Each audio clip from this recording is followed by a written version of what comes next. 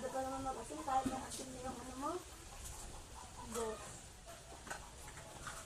Siya si Idol Madla, nakakahanga, may mga hawak, gandang linyada. Ika'y inspirasyon kung bakit hanggang ngayon ako'y palaging kumakarera.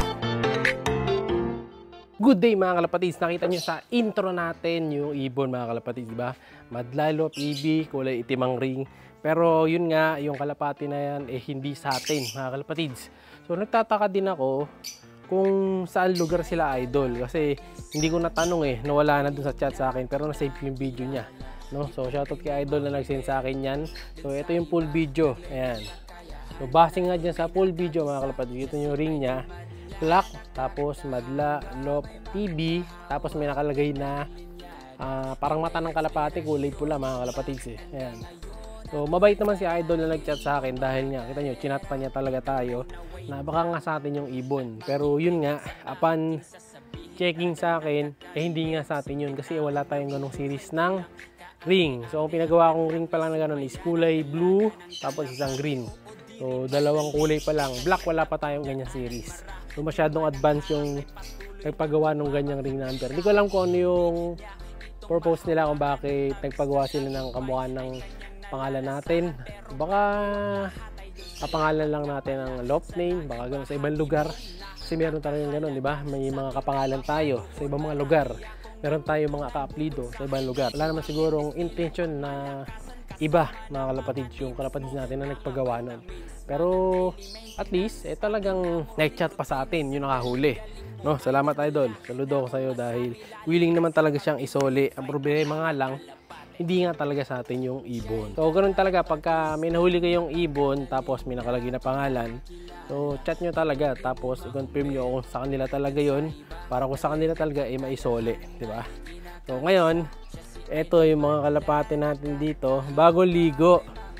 Ang problema nga lang, bagong ligo nga, nadumihan naman mga kalapatids sa taas. Dahil ayun may mga kalapati tayo sa taas. Yung sabi ko sa inyo kahapon na paliliguan natin ang malatayon, ayun naligo na sila. Ang problema wala ng araw. Ayan kita nyo sa side na to. Yung araw na sa kabilang side na lumipat na no? Dahil linabot tayo ng alauna sa pagpapaligo sa dami. Nagpaligo si Madlado sa taas, tapos dito sa likod tinulungan ko siya. Ayun may maya pa doon sa taas, nakikihalubilo. So ayun yung mga ibon natin na naligo. Bubuksan ko na siguro yung pinto para makapasok sila doon. Ayun yung mga ibon namin So, nilista na rin natin mga ring number niyan kasi magtotos na nga tayo. Nilista na natin kung sino yung mga dapat itos saka yung mga hindi pa pwedeng itos. Kita nyo kawawa naman mga kalapatids napuno ng poops yung ulo, pambihira. Napupsan sila nung nasa taas. Ito pa, pati yung tipler di nakalusot meron din siya. Baba. Tulak na natin to, pasukin na natin sila. Ayan, para sila pagpag na doon sa loob. Ayan, pasok na kayo. Ayan, papasok na yung mga kalapatids. Pasok. Sige, pasok. Ayan, pasok. Ayan, nasiinom na sila doon. Para di na sila madumihan, kawawa naman Kakaligo lang tapos ganyan pa. So niliguan natin ng malatayon kasi nga napansin ko nung nakaraan, di ba? May langaw yung bagwis nila. Tapos eto naman yung binuwing natin sa taas. Ilan to? 4 to mga kalapatids. Pero 3 lang yung alam ko dyan O baka nakalimutan ko lang yung isa. Ayun sila Diretso pasok na yan mamaya. Bahala na kayo dyan kung papasok kayo agad o hindi. Dahil training pa lang din naman nila. Tapos yung mga YB ko, yung kalawang na nandun sa likod. Ayun.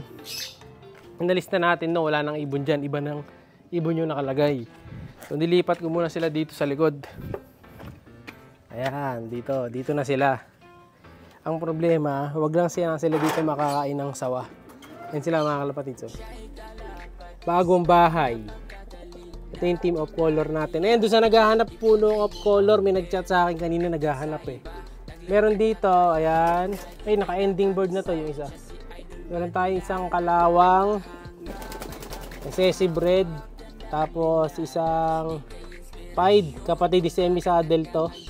SBR yan, speedbird, anak ni Batman. Tapos ito, puti. Vandenbroek, cross dun sa Jansen White Stitch. Tapos yung dalawa, recessive red. Ayan. Yan ang mga available natin mga birds dito. Ayan, picture natin ang malapitan para maiba yung kuha. Ayan. Tapos dito, ayan. Ayan idol, yung mga available natin ganyang kulay. Tapos, ang problema nga pala dito mga kalapatid ito, inilagay ko mga ibon dito na bago. Ito, nagkabulutong kasi yung tatlong ibon ko. Ayan o, so sila muna yung pinalit ko dito para maarawan sila. Ayan o, ito yung itsura nila. Pinugpog ng bulutong. Di pa sila naliguan, bukas na maliligo to. Paliliguan natin kasi pinupupog ng lamok yan eh. Lamok lang yan, kaya nagkakabulutong eh. So yung isa, wala siyang bulutong masyado, nasa balikat yung itim. Pero gaganda rin yan, flyer pa naman sa likod to. Ito ano to eh, Tiger Grizzle oh. Ganda pa naman din ng isa, nagkaroon din siya sa balikat. Ito ang malala, yung isa. Kasi yung mukha niya oh, grabe bulutong sa mukha oh. Pero bulutong lang naman yan, bibilad-bilad lang natin sila para tumigas yung bulutong kagad at madali nating mabakpak, no? So pinalitan ko na rin yung mga ibon dito sa kabila, nagdagdag akong bago. Tapos may nakabilad tayo dito at may nakaigang aso.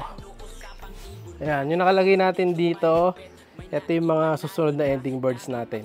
So meron tayo ditong masili. Ayan, masilihin. Magkapatid yata ito mga kalapatids eh, o kalahi lang.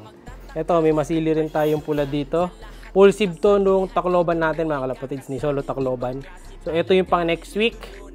Ayan, kung gusto nyo makuha yan next week, sali lang kayo. Syempre, 120 free shipping, nakasalang yan next week.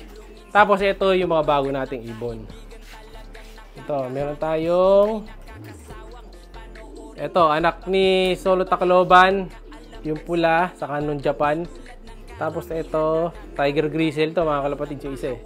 Pinaampun ko lang to mga kalapatids. Maganda yun yung Tiger Grizzle eh, no? Kita nyo yung kulay niya. Ayan. Batang Tiger Grizzle mga kalapatids. Young bird lang, ayan o. Diba? Batang bata. Mukhang possible hen siya. Ayan. May naghahanap kasi niyan eh. So ito, pwede yan. Sara natin. Tapos sa kabila, ito mga kalapatids, so may mga ibon pa tayo dito. Ayan o. O, meron tayo isa ditong Campus Cross Puliman Grizzle. Tapos meron tayong masili mga kalapatids na pula. Kapatid din nung Tacloban yan mga kalapatids. Tapos yung isa, kalimutan ko yung line nitong checkered eh. Tapos ito, Bricok Cross dun sa Ex-Machina line ang patuan mga kalapatids. Ayan, ang dami nating available na young bird. Marami pa ang susunod dyan dahil yung mga breeder ko eh, pinagsisingsingan na natin lahat mga kalapatids. So yun idol, isa naghahanap ng ibon, marami tayo dyan, basta PM ka lang. And sa mga gusto sumali para sa ending bird natin na off color red bar, PM lang kayo, 120 free shipping. At dun sa raffle na ibon, abangan nyo, upload natin yon sa video sa susunod na araw. Basta this week yun, lalabas yung video nung nanalo ng ibon plus training box. And then yung nanalo ng ibon, dun ka na rin papadala yung ibon na nadagit nating si Pansy. Kaya abang-abang lang, comment palagi, like, share, subscribe. Ingat! Siya'y kalapatistang napakagaling na kinakilala.